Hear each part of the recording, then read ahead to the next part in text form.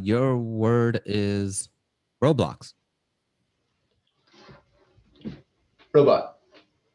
How many of you know what a robot looked like 50 years ago? Well, this is Shaky, developed at Stanford, and we just celebrated Shaky's 55th birthday. Now, if I ask you to think about what a robot might look like 50 years into the future, you might think about something more like this. But let's talk about robots that are around right now, right? When you think about a robot nowadays, you probably think about something more like this. And I mean, building a car, cool, right? But you see, I know deep down inside what you're all thinking when you see a robot like this. You're thinking, why can't I have a robot do something for me? I mean, I want a robot to cook for me, to clean for me, to do my laundry. I mean, these robots are building Teslas. Why can't they do my laundry? Why can't they do my dishes? And the answer is really simple, and don't take it too personally. But you are the problem.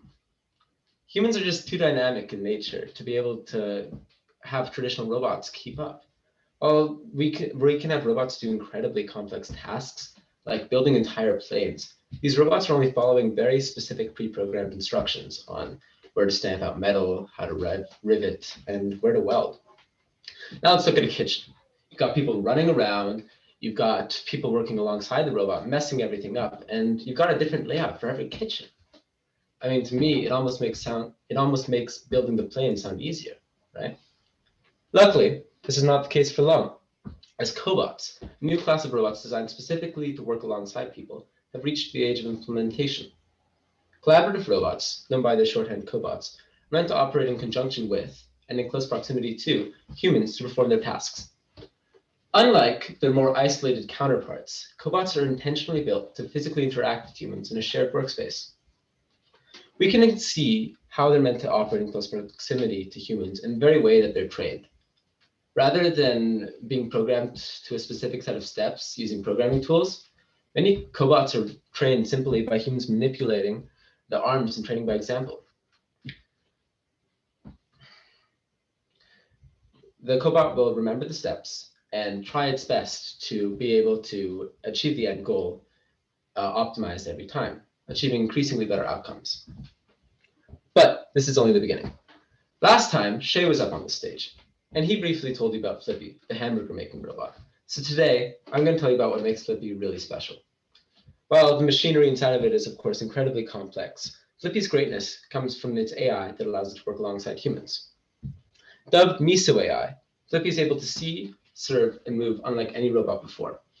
So what does it actually have that's so new? Well, simply put, it contains intuition. Miso AI has an intuitive element built in to ensure the operations of a cobot can be composed, altered, or moved dynamically by an operator. Let me show you what this means. So Flippy has 6 axes of motion, right? Something that's incredibly hard to control with just the joystick. So we can, of course, use inverse kinematics or a bunch of other complicated maths to program its movements beforehand by a computer. But it's incredibly resource intensive to do so. So what Miso AI's machine learning algorithms undergo is a process known as reducing dimensionality. The process of dimensionality reduction begins with an operator moving the robot arm through various task-specific motions, like what we saw earlier with the video, how the lady moved the arm and doing stuff like that. So for Flippy, for example, you would flip a burger, right? Essentially training it how to move in a more fluid and useful way, given a certain context. All the data that's generated by this arm movement is taken through a convolutional network and reduced down into a 2D graph, right? So you have this 3D graph of data, everything, the arm moving, and you sort of compress it into a 2D graph. And then you take that 2D graph and you basically try to recreate the original data using the 2D graph. Now, it's not perfect at the beginning, right? So what you do is that the recreation is checked back against the original data. And the closer it is, the machine learning algorithm receives a reward.